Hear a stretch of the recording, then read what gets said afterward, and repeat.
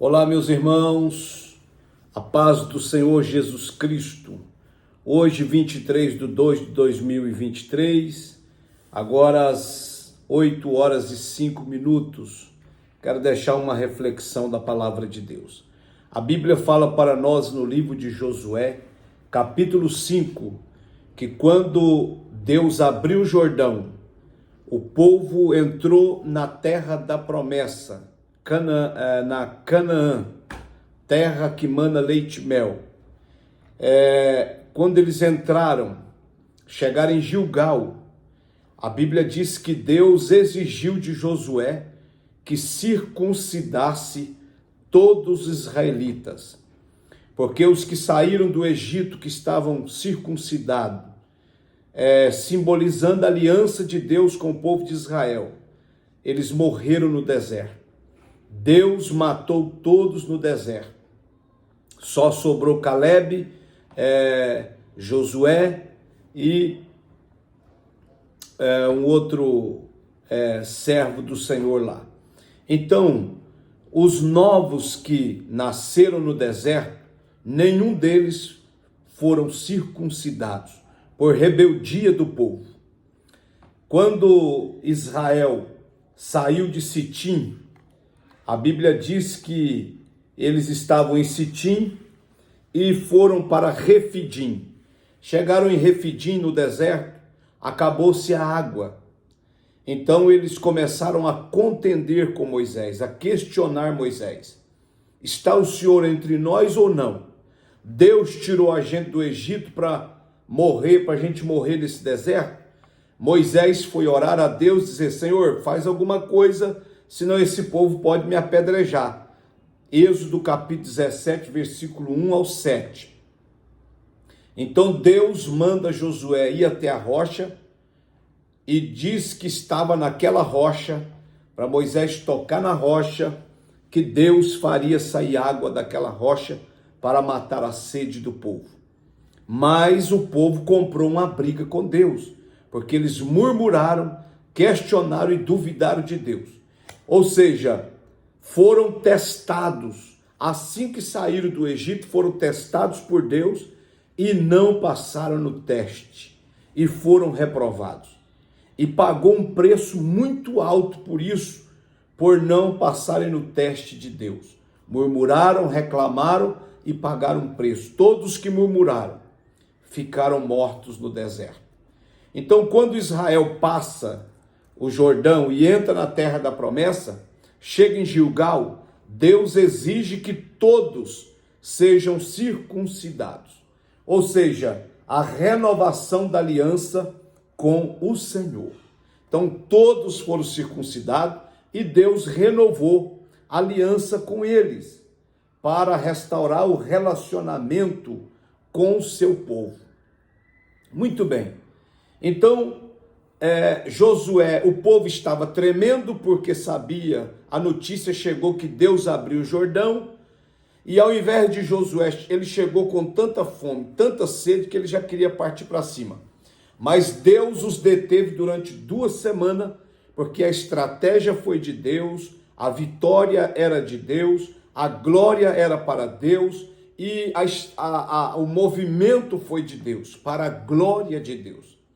Então, o que acontece? Depois que eles venceram Jericó, tomaram posse ali da primeira parte da terra, aí Deus, antes deles ir para a guerra, Deus os testou sobre obediência, e todos foram circuncidados, e Deus se agradou da obediência. Então Deus deu a estratégia, e eles começaram a tomar posse da terra.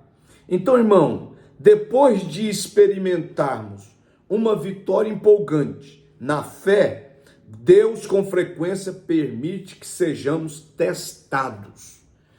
Se você ainda não foi testado por Deus, fique certo, você será testado naquilo que você prega, na fé que você prega, no Deus que você diz que ama acima de tudo e de todos. Você será testado para o seu crescimento espiritual e também para declaração de fé para o mundo e para todos que você é fiel a Deus e para experiências pessoais suas com Deus. Ninguém escapou dos testes.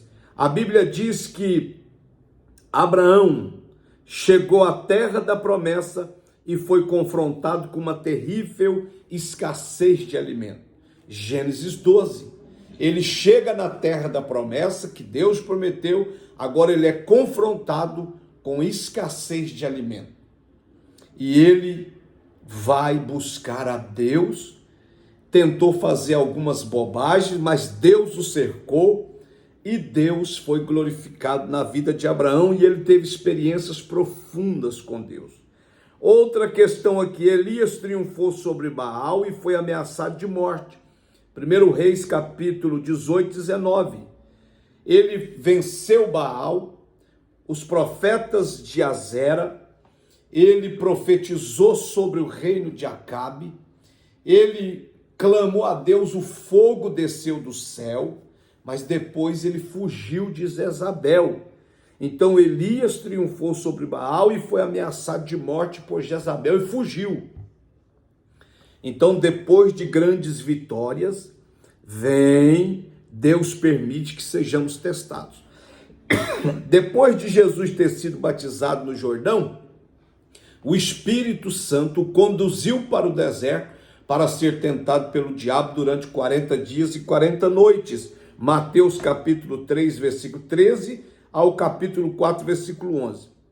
Uma vez que grandes vitórias podem levar a um grande orgulho, Deus permite que sejamos testados.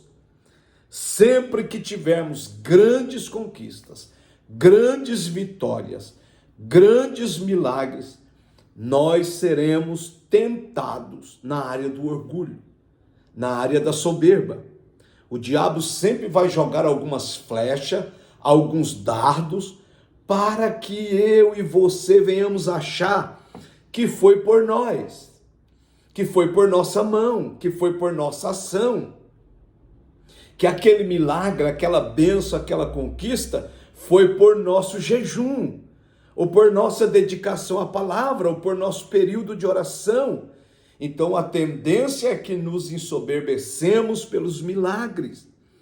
O próprio Paulo diz lá em Coríntios: foi-me posto um espinho na carne para que eu não me vangloriasse, não ensoberbecesse pelas excelências, pela grandeza das revelações que Deus está me dando. Tem cabacheia. Quando temos grandes vitórias e conquistas, não é momento depois de baixarmos a guarda. É momento de permanecermos vigilantes, humildes e simples, para que Deus apareça e seja glorificado. Porque aquele milagre, aquela conquista, aquela bênção, a posse da terra, o abrir do Jordão, foi tudo a mão de Deus. Josué e os sacerdotes foram apenas instrumentos do poder de Deus, do milagre de Deus. Eu, você, o maior pregador, o maior cantor, o maior pastor, é só instrumento, é só administrador das bênçãos e dos milagres de Deus. Então, por isso que toda vez que tem um grande milagre, uma grande vitória, somos testados. E é um momento de perigo.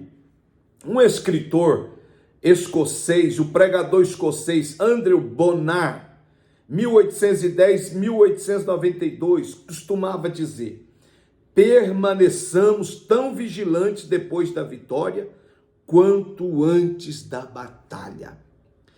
Resumindo, meu irmão, a glória é de Deus, os milagres que acontecem por onde você anda ou vai andar é para a glória de Deus. Se as muralhas tombar, é a mão de Deus. Se o paralítico andar, o cego enxergar, o mudo falar e o surdo ouvir, é para a glória de Deus. Jamais será para a glória dos homens. Jamais será para ensoberbecer os homens. Até porque o orgulho destrói. Todo orgulhoso, todo soberbo será abatido. Mas ao simples, ao humilde, toda glória será rendido a Deus. Então, depois da conquista e da vitória, permaneça simples, permaneça humilde, glorifique a Deus em tudo. Não se ensoberbeça. Se você pregou e o fogo desceu, Jesus batizou 1000 com o Espírito Santo, transfira a glória a Deus. Você foi apenas um canal. Se você louvou a Deus, se você adorou, Jesus curou o câncer enquanto você estava louvando, você foi apenas o canal. Se você pastoreou uma igreja, pegou ela com 50 pessoas ou 10 pessoas, hoje ela está com 1000 membros, 5000 membros, 10.000 membros, não se ensoberbeça. Não foi a sua voz, não foi a sua oratória, não foi a sua mão, não foi o seu sopro, foi o poder de Deus. Foi a ação invisível do Espírito Santo. Foi a glória de Deus. Foi a unção de Deus. Para a glória e honra eterna de Deus. Então fica essa reflexão para nós.